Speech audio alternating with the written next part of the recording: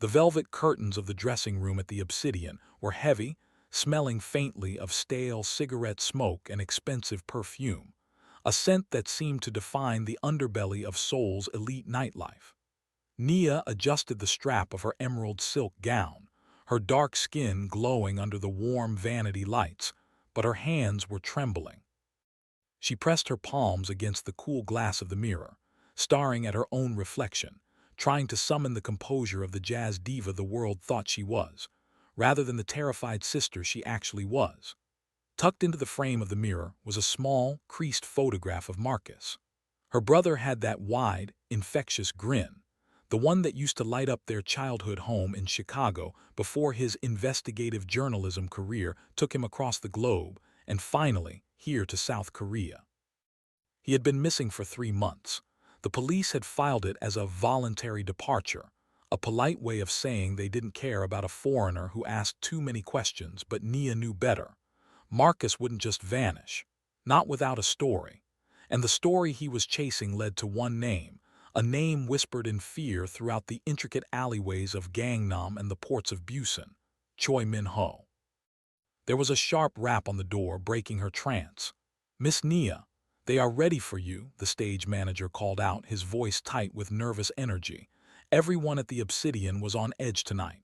The rumor was that he was here, the owner, the shadow king of the city. Nia took a deep breath, clutching the locket around her neck for a brief second, a prayer for courage, before smoothing her dress and opening the door. The walk to the stage felt like a funeral procession.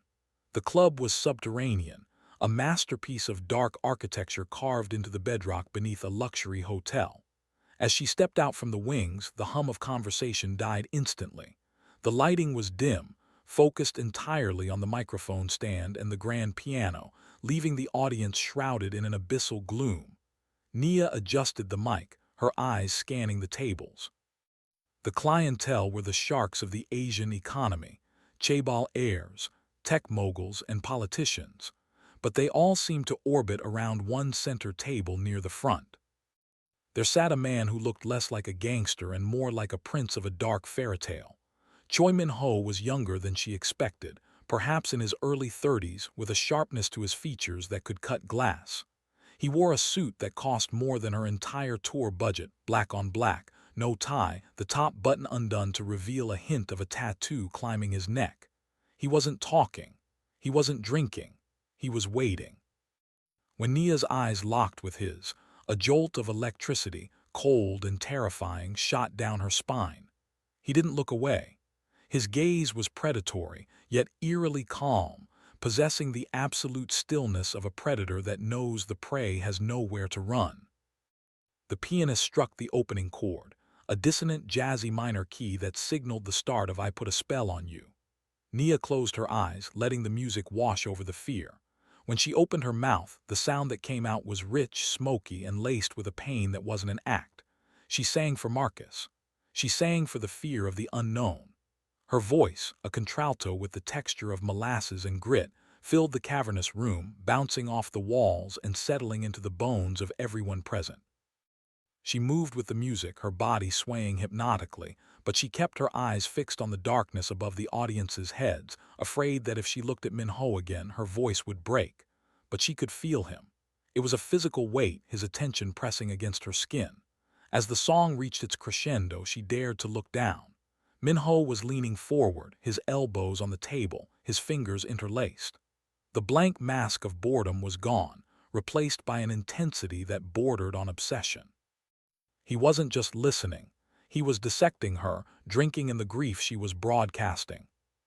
When the final note faded into the silence, there was a pause, a heartbeat that lasted an eternity, before Min-ho began to clap. It was a slow, deliberate applause. The rest of the room followed suit immediately, a frantic, thunderous ovation, as if they were terrified of not matching his enthusiasm. Nia bowed, her heart hammering against her ribs like a trapped bird. She retreated backstage, her legs feeling like jelly. She had barely reached her dressing room when the manager, Mr. Park, appeared. He was sweating profusely, wiping his forehead with a handkerchief. "Miss Nia, please do not change. You have been summoned." Summoned? Nia asked, her defensive instincts flaring. My contract says no meet and greets. I'm tired, Mr. Park. This is not a request, Park hissed, his eyes darting to the hallway. It is Mr. Choi. He wishes to speak with you privately in the Viper Room. The name froze the blood in her veins. This was it. The man Marcus was investigating. The man at the top of the food chain. She felt a wave of nausea, but beneath it, a steel rod of determination snapped into place. She had come to Seoul to find answers, and the answers were sitting in the Viper Room. If she ran now, she would never find her brother. Fine, Nia said, her voice steadier than she felt. Lead the way. The Viper Room was located at the back of the club, guarded by two men who looked like mountains carved from granite. They stepped aside as Mr. Park approached, opening the heavy soundproof door. Park bowed low and gestured for Nia to enter, but he did not follow. He closed the door behind her, leaving her alone in the lion's den. The room was a study in minimalism and excess. One wall was entirely glass, looking out into a private aquarium filled with jellyfish drifting in blue light. Min-ho stood by the glass, his back to her, watching the slow, rhythmic pulses of the creatures. He held a crystal tumbler of amber liquid but wasn't drinking it. They say American jazz is the sound of the soul breaking, he said, his English flawless, accented with a precise, almost British clip. He turned slowly to face her. But your voice, it sounds like vengeance. Nia stood her ground, clutching her clutch bag where she kept a small canister of pepper spray. A useless toy against a man like this, but it gave her comfort. I'm just a singer, Mr. Choi. I sing what the music demands. No, Min-ho murmured, stepping closer. He moved with a feline grace, silent on the plush carpet. He stopped a few feet from her, close enough that she could smell him, sandalwood, tobacco, and something metallic, like rain on hot pavement. You sing like you have lost something precious, or someone. Nia's breath hitched. Did he know? Did he know who she was? She forced a neutral expression. Everyone has lost something, that's why we listen to the blues. Min-ho tilted his head, his dark eyes scanning her face, lingering on her lips, then her throat, then her eyes. I have a proposition for you, Nia. Your tour ends in Tokyo next week. I want you to cancel it. Excuse me, Nia blinked, taken aback. I am offering you a residency, Min-ho said, walking over to a low table and picking up a folder. He held it out to her. Here in Seoul, exclusively at my clubs, the Obsidian, the Blue Lotus, and Sanctuary. Nia didn't take the folder. I have contracts, promoters, I can't just stop. Contracts can be bought, promoters can be persuaded, Min-ho said, a ghost of a smile touching his lips. It wasn't a nice smile. It was the smile of a man who had never heard the word no. The figure in there is 10 times what you would make touring the entire continent. You will have a penthouse in Gangnam, a driver, and full security.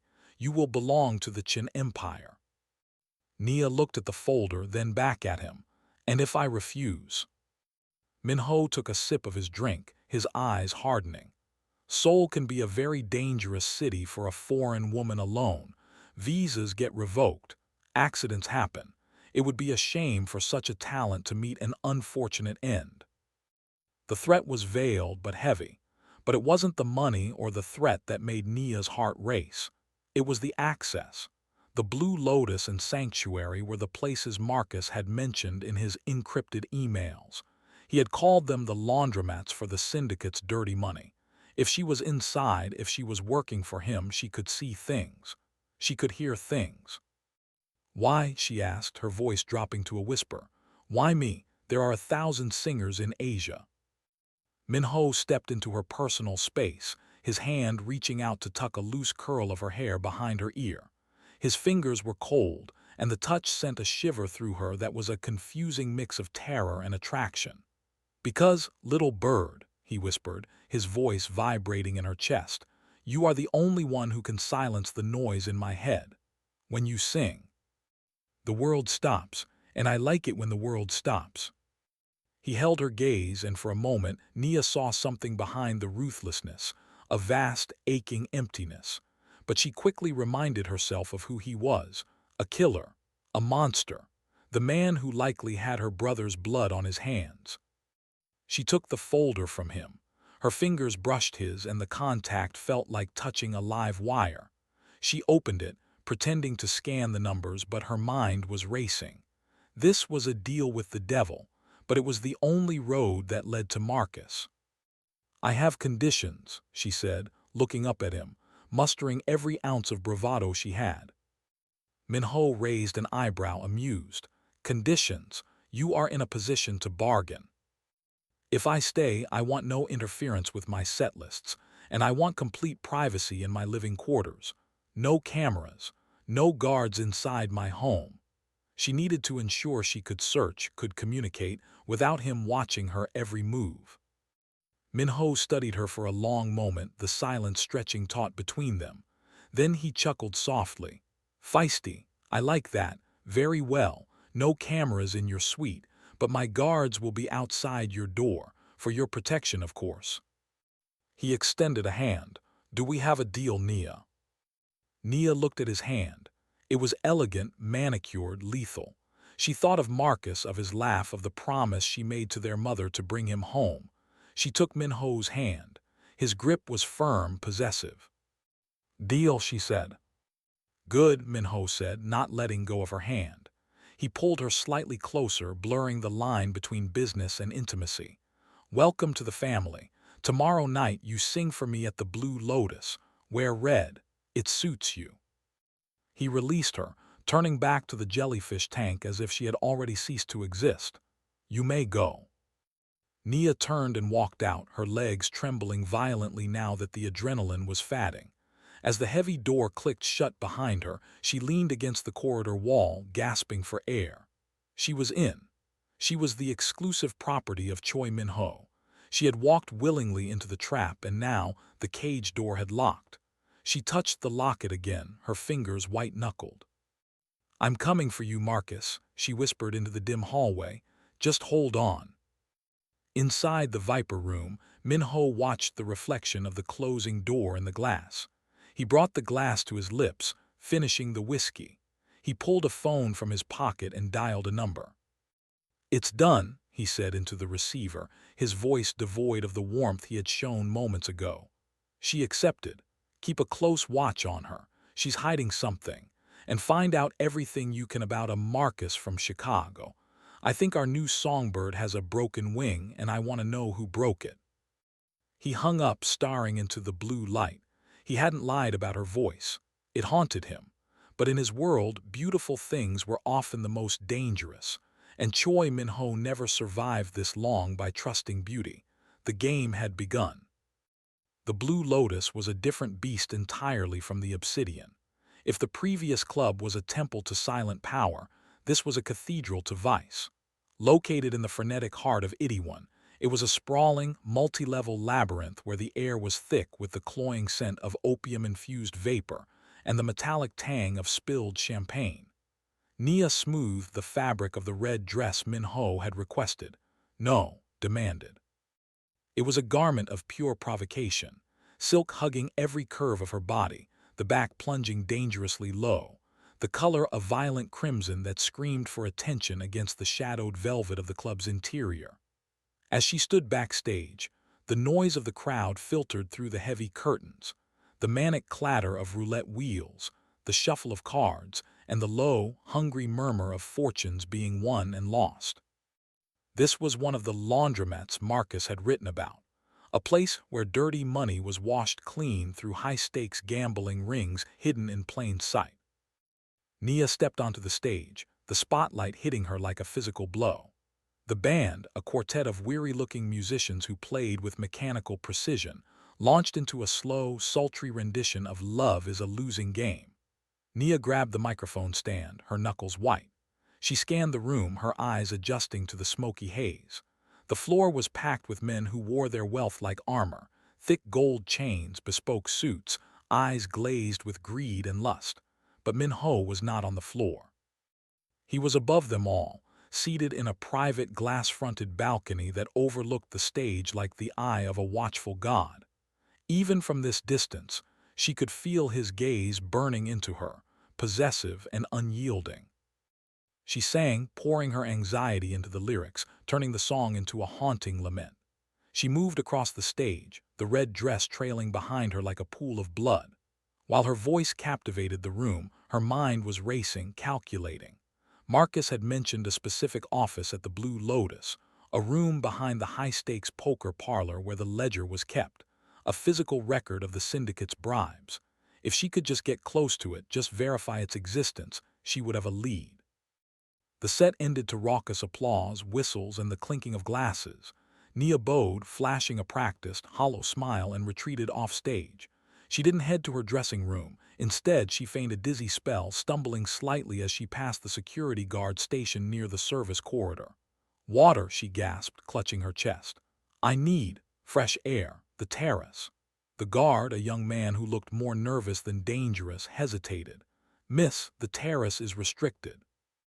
"Do you want me to faint right here?" Nia snapped, channeling every ounce of diva arrogance she could muster. "Get me water, now." The guard panicked and ran toward the bar. Nia didn't wait. The moment he turned the corner, she slipped off her heels, holding them in one hand, and darted down the restricted hallway. The carpet swallowed the sound of her bare feet. Her heart hammered against her ribs like a trapped bird. She counted the doors. 1, 2, 3. The third door was heavy oak, unmarked. This had to be it. She tried the handle, locked. She cursed silently, pressing her ear to the wood. Silence. She reached into her hair, pulling out a bobby pin, though she knew it was a desperate amateur move. Suddenly, the sound of heavy footsteps echoed from the far end of the hall. Someone was coming. Panic surged, cold and sharp. She couldn't be found here. She looked around frantically and spotted a waiter's station, a small alcove filled with dirty dishes and napkins. She squeezed herself into the shadows just as two men walked past. They were speaking in rapid Korean, their voices low and angry. Nia held her breath, pressing herself against the wall, praying the shadows would hold. Through the gap in the alcove, she saw them stop at the oak door. One of them punched a code into a keypad she hadn't noticed. The door clicked open. As they entered, Nia caught a glimpse of the room inside. Walls lined with monitors, a massive safe, and sitting on a desk, a pile of leather-bound notebooks. The ledger. But it was what lay on the small table next to the door that made her blood freeze. A silver Zippo lighter with a distinctive scratch down the side. Marcus's lighter. He had quit smoking 3 years ago but carried it as a fidget toy. He never went anywhere without it. If it was here in Min-ho's inner sanctum, then Marcus had been here. Recently. The men went inside and the door began to swing shut on its hydraulic hinge. Nia knew this was insanity, but she couldn't leave the evidence. She lunged forward, jamming her high heel into the gap just before the latch clicked. The door bounced softly. She waited a beat, hearing the men arguing deep inside the room, then reached in, her fingers trembling violently, and snatched the lighter from the table. She pulled her shoe back and let the door click shut. She had it. The cold metal bit into her palm. She turned to run, adrenaline flooding her system, but she didn't get far. A hand shot out from the shadows of a side corridor, gripping her arm with bruising force. Nia gasped, spinning around, ready to use the pepper spray she had hidden in her garter, but she found herself pinned against the wall, staring up into the furious eyes of Choi Min-ho. He was close, too close. His other hand slammed against the wall beside her head, trapping her. He wasn't wearing his suit jacket. His white shirt was rolled up to the elbows, revealing forearms corded with muscle. He smelled of whiskey and gunpowder. "You have a habit of wandering where you don't belong, Nia," he whispered, his voice a low growl that vibrated through her chest. "The terrace is the other way." Nia's mind raced. She hid the lighter behind her back, clutching her shoes in the same hand to mask the shape. "I got lost," she lied, her voice breathless. "I was looking for the bathroom, the guard." "Don't lie to me," Min-ho cut her off, his eyes searching hers, dissecting her. He leaned in, his nose brushing against hers. The threat of violence hung heavy in the air, but it was tangled with a suffocating sexual tension. "Do you know what happens to little birds that fly into the hawk's nest? They get eaten." I'm not afraid of you, Nia said, though her trembling legs betrayed her. Min-ho's gaze dropped to her lips, then back to her eyes. The anger in his face softened into something more complex, amusement perhaps, or hunger. You should be. Everyone else is. He reached behind her. Nia stopped breathing. He was going to find the lighter. He was going to kill her right here, but his hand didn't go for her clutch. He took her chin, tilting her head up, exposing the long line of her throat. His thumb traced her lower lip, rough and deliberate. You are playing a dangerous game, he murmured. I wonder, are you a spy, a corporate saboteur, or just a bored American looking for a thrill? Before Nia could answer, the door to the hallway burst open. A man stumbled in, drunk, loud, and clearly lost. He was a large Russian, wearing a suit that cost more than a car, his face flushed with vodka. He stopped when he saw them, a lecherous grin spreading across his face. Ah, the singer, the Russian bellowed in broken English, ignoring the dark aura radiating from Min-ho. He lurched forward, reaching a meaty hand toward Nia. How much for the night, eh? I pay double whatever this skinny boy pays. The air in the hallway instantly dropped 20 degrees. Min-ho didn't look at the Russian. He didn't even blink. He slowly released Nia, stepping back with a terrifying calmness. Go back to the tables, Andrei, Min-ho said, his back to the man. You are drunk. I want the girl, the Russian sneered, grabbing Nia's bare shoulder. His grip was wet and repulsive. In a blur of motion too fast for Nia to track, Min-ho moved. There was a sickening crunch of bone, a choked gasp, and suddenly the Russian was on his knees, his arm twisted at an impossible angle behind his back. Min-ho stood over him, holding the man's wrist with one hand, his face a mask of absolute boredom. I said, Min-ho whispered, leaning down to the man's ear, she is with me. With a casual flick of his wrist, he slammed the man's face into the wall. The Russian crumpled to the floor, unconscious. The silence in the back of the armored limousine was heavier than the smoke in the Blue Lotus. Outside, the neon blur of Seoul streaked past the tinted windows, dissolving into endless ribbons of rain. Nia sat pressed into the corner of the leather seat, her clutch bag held tight against her chest like a shield. Inside it, the silver Zippo lighter felt like a burning coal, a stolen secret that could get her killed. Her heart was still hammering against her ribs, the adrenaline of the theft mixing with a new, confusing emotion, a dark fascination with the man sitting across from her. Choi Min-ho was relaxed, legs crossed, staring out at the rain.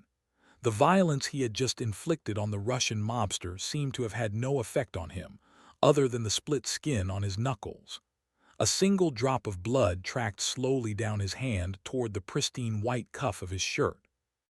You are shivering, he said. He didn't look at her, but his voice filled the small space. I'm not used to seeing people's bones snap, Nia replied, her voice sharper than she intended. She tried to steady her breathing. Where are we going? My hotel is the other way. Your hotel is no longer safe, Min-ho said, finally turning his gaze to her. His eyes were abyssal, devoid of light yet intensely alive. Andrei is a vengeful man with friends in Vladivostok. If I drop you off alone, you will be in a shipping container bound for Russia by sunrise. You are coming with me. Nia's breath hitched. To your home. A corner of Min-ho's mouth lifted in a cynical smirk. Someone needs to protect my investment, and I do not trust my guards to watch you. You have a talent for disappearing into restricted areas. The car glided into the subterranean garage of a glass needle rising above Gangnam. A private elevator whisked them up 70 floors in seconds, opening directly into a penthouse that felt less like a home and more like a fortress of solitude. The walls were floor-to-ceiling glass, offering a panoramic view of the wet, glittering city below, but the interior was cold. Black marble, steel, and stark modern art that screamed wealth but whispered loneliness. Min-ho threw his jacket onto a chair and walked toward the bar. Whiskey, or do you need something stronger to treat your dizziness? Nia stood in the center of the vast living room, feeling dangerously exposed in her crimson dress. She ignored the offer of a drink. "You're bleeding," she said, nodding at his hand. "You'll ruin the carpet." He glanced at his hand as if noticing the injury for the first time. "It's nothing." "Sit down," Nia commanded, surprising herself. "I need a first aid kit." To her shock, the crime lord obeyed. He sat on the edge of the sprawling leather sofa while she found a kit in a bathroom that was larger than her entire apartment in Chicago. When she returned, she sat beside him, the cushion dipping under her weight. She took his hand.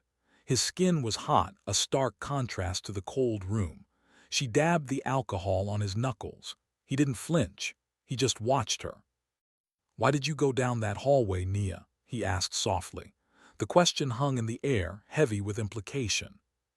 Nia didn't look up, focusing intently on bandaging his hand. "I told you. I was looking for the bathroom. I got turned around." "You are a terrible liar," Min-ho murmured. He used his free hand to reach out, his fingers grazing her chin, forcing her to look at him. "Your pulse is racing. Your pupils are dilated. You are terrified. And yet—" his thumb brushed her lower lip. "You didn't run when you had the chance." "I have a contract," she whispered, her voice trembling. "Screw the contract," he said, his voice dropping to a rough growl. "You are here because you are looking for something, or someone." Nia froze. He knew. He had to know. The lighter in her bag seemed to scream. She prepared herself to fight, to run, to do anything. But then the dynamic shifted. Min-ho didn't reach for a weapon. He leaned in, closing the distance between them until she could feel the heat radiating from his chest. "I have spent my life reading people," Min-ho said, his eyes searching hers. "I look for greed, for fear, for weakness. But in you, I see a fire I haven't seen in a long time. It is dangerous. It draws me in." He kissed her. It wasn't gentle. It was a collision, a claiming. It tasted of whiskey and danger. For a moment, Nia forgot about Marcus, forgot about the lighter, forgot that this man was a monster. She kissed him back, her hands tangling in his hair, a desperate need to feel something other than fear taking over. It was a duet of seduction and vengeance, just as she had predicted, but the lines were blurring. Min-ho pulled back slightly, his forehead resting against hers, his breathing ragged. "Be careful, little bird," he whispered. "If you play with the devil, you don't get to decide when the game ends." He stood up abruptly, the mask of the cold mob boss sliding back into place. "I need to shower. The guest suite is down the hall. Lock the door. Not that it will stop me if I want to come in, but it might make you feel better." He walked away toward the master bedroom, leaving Nia breathless and shaking on the sofa. As soon as the door clicked shut behind him, Nia sprang into action. She grabbed her clutch and ran to the guest room, but she didn't lock the door. She opened the clutch and pulled out the Zippo lighter. She flipped it open. The flame sparked, illuminating the dark room. It looked normal. She spun it around in her hands. Marcus was a journalist. He dealt in data, not sentimentality. Why would this be in the safe room? She ran her thumb along the bottom of the lighter. There was a tiny, almost invisible seam. Her heart leaped. She used a nail file from the bathroom amenity kit to pry at the bottom. With a soft pop, the felt pad protecting the fuel chamber came loose. It wasn't filled with cotton and fuel. It was hollow. Inside, wrapped in plastic, was a tiny microSD card. Nia covered her mouth to stifle a gasp. This was it. This was what Marcus had died or disappeared for. She looked around the room frantically. She needed a device to read it. There was a sleek laptop on the desk in the corner of the guest room. She hesitated. Using his Wi-Fi, his computer. It was suicide, but she had no choice. She booted up the laptop. It was password protected. "Damn it," she hissed. She stared at the screen. What would a narcissist like Min-ho use? His birthday, the date he took over the empire. She tried Obsidian. Incorrect. She tried Viper. Incorrect. Then she remembered the song. The one he had requested specifically. The one he said stopped the world. She typed SPELLONYOU. The screen unlocked. Her hands shaking, She inserted the microSD card into the side slot. A folder popped up named Project OROCHI. She clicked it. Dozens of files filled the screen.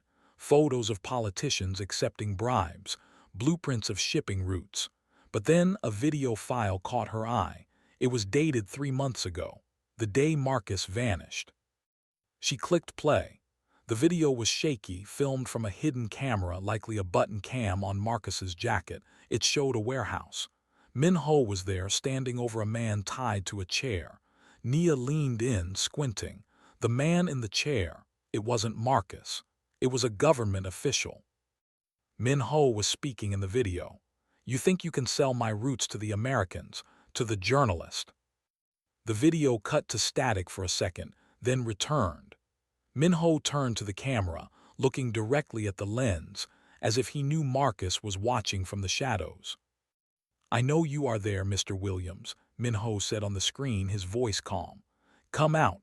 Let us discuss a trade, your life for your silence." The video ended. Nia sat back, tears stinging her eyes. Marcus had been there, he had been caught. But there was no body in the video, no execution. Suddenly, a notification popped up on the laptop screen. An internal messaging system. Sender, head of security. Message. Subject 402 is being moved from the Incheon holding facility tonight as requested. The journalist is proving difficult to break. Shall we proceed with the final measure? Nia stopped breathing. Subject 402, the journalist. Marcus was alive. He was in Incheon tonight. She heard the handle of the bedroom door turn. Nia slammed the laptop shut and yanked the SD card out just as Min-ho walked in. He was wearing a silk robe, his hair wet, looking deceptively domestic. He looked at her, then at the laptop, then back at her. The air in the room turned instantly frigid. "I thought I told you to rest," Min-ho said, his voice terrifyingly soft. He walked toward her, his eyes dropping to her clenched fist where the SD card was hiding. "What do you have there, Nia?" She backed up until her legs hit the bed. She was trapped. She had the location. She knew Marcus was alive, but she was in the penthouse of the devil, and he knew she had just stolen fire from his altar. "Just a lighter," she stammered, holding up the empty Zippo shell, praying he wouldn't notice the missing chip. Min-ho stopped inches from her. He reached out and took the lighter. He flicked it. It didn't light. He looked at her, a sad, dangerous smile touching his lips. "You are a terrible liar, Nia," he repeated. "But lucky for you, I enjoy the chase." He tossed the lighter onto the bed. "Get dressed. We are going for a drive." "Where?" she breathed. "Incheon," Min-ho said, his eyes locking onto hers with a predatory gleam. "I think it is time you visited the family." The drive to Incheon was a blur of rain-slicked asphalt and suffocating silence. This time, there was no partition, no driver. Min-ho drove the sleek black sedan himself, his hands relaxed on the leather steering wheel, the speedometer climbing well past the legal limit. Nia sat in the passenger seat, the stolen SD card burning a hole in her pocket, her mind racing through 100 scenarios, each ending with a bullet. "You are planning how to kill me," Min-ho said, breaking the silence. He didn't take his eyes off the road. The windshield wipers beat a rhythmic tempo, like a metronome counting down the seconds of her life. "I'm planning how to save my brother," Nia replied, her voice steady despite the trembling in her hands. "There is a difference." "Not in my world," Min-ho murmured. He glanced at her, the dashboard lights casting sharp shadows across his angular face. "To save one thing, you must usually destroy another. Equivalent exchange. That is the law of the streets and the law of physics." He swerved off the highway onto a gravel road leading toward the industrial docks. The towering cranes of the Incheon port loomed like skeletal giants in the mist. "You thought you were clever, Nia, unlocking my laptop, finding the file. But ask yourself, why was the password the one song you sang for me? Why was the lighter left in the open?" Nia felt a cold dread seep into her bones. "You wanted me to find it." I wanted to see if you were worth the trouble. Min-ho stopped the car in front of a rusted corrugated metal warehouse, killing the engine. The silence that followed was deafening. I needed to know if you were just a voice, or if you had the teeth to match the sound. You passed. He pulled a gun from his holster, a sleek matte black pistol, and placed it on the dashboard between them. Now comes the final test. He exited the car. Nia hesitated, staring at the weapon, then at Min-ho, retreating back. She didn't take the gun. She knew somehow that if she touched it, she would never leave this place. She stepped out into the rain, the cold water soaking her red dress instantly, turning the silk into a second skin. Two guards stood by the warehouse entrance. They bowed low to Min-ho and hauled the heavy sliding door open. The smell hit Nia first: rust, seawater, and old blood. The interior was cavernous, lit by a single hanging bulb that swayed in the draft. In the center of the room, tied to a metal chair, was Marcus. He looked terrible. His face was swollen, one eye shut, his shirt torn and stained. But when he saw Nia, his good eye widened in horror. He tried to shout through the gag, straining against the zip ties. "Marcus!" Nia screamed, lunging forward, but Min-ho's arm shot out, barring her path. His grip was like iron. "He is alive," Min-ho said coldly. "Broken, but alive. He was selling information to the triads, Nia, trying to expose my shipping routes not for justice, but for a payout. Your brother is not the saint you think he is." Nia froze. She looked at Marcus. He stopped struggling, his head dropping in shame. The realization hit her like a physical blow. The investigation hadn't been about truth. It had been about debt. Marcus had always been a gambler. "It doesn't matter," Nia whispered, tears mixing with the rain on her face. "He is my blood." "And I am your fate," Min-ho countered. He walked over to Marcus, circling him like a shark. He pulled a knife from his belt. Marcus flinched. Min-ho cut the gag loose. "Nia, run," Marcus croaked, his voice raspy. "He's a monster, get out of here." Min-ho laughed, a low, humorless sound. He turned to Nia, ignoring Marcus entirely. "Here is the deal, little bird, a final contract." He gestured to the open door of the warehouse, where the rain was pouring down, and then to the dark corner where a black van was waiting with its engine running. "You can leave with him," Min-ho said. "I will let you walk out that door. You take your brother, you go back to Chicago, and you never return to Asia. But if you do that, the SD card goes to the police. Not the corruption files, the evidence of your brother's dealings with the triads. He will spend the rest of his life in a federal prison, and you will go back to singing in dive bars, always looking over your shoulder, knowing I am out there." Nia stared at him. "Or?" Min-ho stepped closer, closing the distance until he was towering over her. He reached out, his wet hand cupping her face, his thumb stroking her cheekbone. The gesture was possessive, terrifying, and tender all at once. "Or," he whispered, his dark eyes locking onto hers, "he goes free. I destroy the evidence. I put him on a plane tonight, first class, with enough money to clear his debts. He lives, but you stay." "I stay," Nia breathed. "You stay with me," Min-ho said. "Not as a prisoner, as my partner, as the voice of my empire. You sing for me, you stand by me, and you belong to me, completely. No more secrets, no more running. You become the queen of the underworld." The warehouse fell silent, save for the drumming of rain on the metal roof. Nia looked at Marcus. He was shaking his head, pleading with his eyes for her not to do it. Then she looked at Min-ho. She saw the darkness in him, the violence, but she also saw the loneliness she had sensed that first night. And deep down, she realized something that frightened her more than the gun or the knife. She didn't want to leave. The adrenaline, the power, the intensity of this man, it was a drug, and she was already addicted. She reached into her pocket and pulled out the SD card. Min-ho watched her, his expression unreadable. Nia walked over to a rusted oil drum, where a small fire was burning for warmth. She held the card over the flames. "Nia, no," Marcus shouted. She dropped the card. The plastic hissed and melted, the secrets of the empire vanishing into smoke. She turned back to Min-ho. She didn't look at her brother. She couldn't bear to. "Let him go," Nia said, her voice strong, resonating in the hollow space like the first note of a power ballad. "Clear his debts. Put him on the plane. If you hurt him, I will burn your city to the ground from the inside." Min-ho smiled. It was the first genuine smile she had ever seen on his face. It was sharp, predatory, and triumphant. "Done," he said. He snapped his fingers.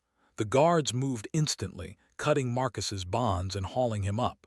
Marcus struggled, screaming Nia's name, calling her a fool, begging her to come with him. Nia stood like a statue, watching as they dragged her weeping brother toward the van. "I love you, Marcus," she whispered, though he couldn't hear her over the roar of the van's engine. "Goodbye." The van sped away into the rainy night, its taillights fading until they were swallowed by the darkness. Nia was alone in the warehouse with the devil. Min-ho walked over to her. He took off his suit jacket and draped it over her shivering shoulders. It was heavy, warm, and smelled of him. "You made a dangerous choice," he said softly, wrapping his arms around her waist and pulling her against his chest. "I made a choice," Nia corrected, looking up at him. Her eyes were dry now. The fear was gone, replaced by a cold, steely resolve. She placed her hands on his chest, feeling the steady beat of his heart. "Now take me home. I have a show tomorrow." Min-ho kissed her then, deep and consuming, sealing the pact in blood and rain. Epilogue. 6 months later. The lights of the Obsidian were dimmed, casting the room in a hazy, golden twilight. The club was packed to capacity, the air thick with anticipation. At the center table, the most feared man in Seoul sat with a glass of whiskey, his eyes fixed on the stage. The curtains parted, Nia stepped out. She wasn't wearing the emerald dress nor the red one. She wore a gown of midnight blue sequins that shimmered like dragon scales. She looked different. The softness of the American tourist was gone. In its place was a regal, icy elegance. Diamonds glittered at her throat, a gift from Min-ho after he annexed the Busan territories. She adjusted the microphone. Her gaze swept across the room, the politicians, the killers, the thieves, and finally landed on Min-ho. A silent message passed between them, a current of electricity that no one else in the room could perceive. The pianist struck the first chord. It was a new arrangement, darker, heavier. Nia began to sing. Her voice was richer now, layered with the weight of secrets and the power of sacrifice. She sang of love that consumes, of choices that cannot be undone, of a cage made of gold that feels like home. "I put a spell on you because you're mine."